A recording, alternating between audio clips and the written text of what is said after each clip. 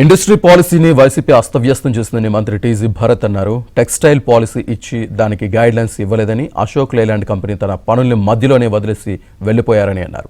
మంత్రి లోకేష్ చొరవతోనే మళ్లీ అశోక్ లేలాండ్ పనులను రీస్టార్ట్ చేశామని మంత్రి భరత్ చెప్పారు. తర్వాత టెక్స్టైల్ పాలసీ ఎంత విచిత్రంగా అంటే, టెక్స్టైల్ పాలసీ ఇచ్చి దానికి గైడ్ లైన్స్ ఇవ్వలేదు. కార్ తెచ్చి పెట్టారు, దానికి కీస్ ఇవ్వలేదు అనమాట. అది ఆ గైడ్ లైన్స్ కూడా మేమే ఇస్తున్నాం అధ్యక్ష. ఇప్పుడు ఆ పాత పాలసీకి సంబంధించిన గైడ్ లైన్స్ కూడా మేమే ఇస్తున్నాం ఇప్పుడు. అదే కాకుండా నిన్న మీరు చూస్తే అశోక్ లీలాండ్ లాస్ట్ ప్రభుత్వంలో పారిపోయినారు. 2024 నుంచి 19 నుంచి 24 మధ్యలో అశోక్ లీలాండ్ అంతా రెడీ చేసి స్టార్ట్ చేసిన ఆపరేషన్స్ వెళ్ళిపోయారనమాట. నిన్న మరి రీస్టార్ట్ చేయడం జరిగింది. లోకేష్ గారు నిన్న పోవడం జరిగింది, మేము పోయినాము, పాల్గొన్నాం.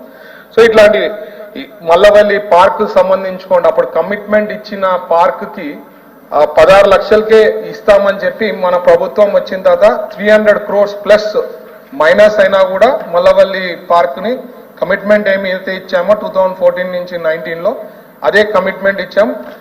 Which has taken a hit to APIIC almost 300 crores plus. అది కూడా కంటిన్యూ చేశాం అదే.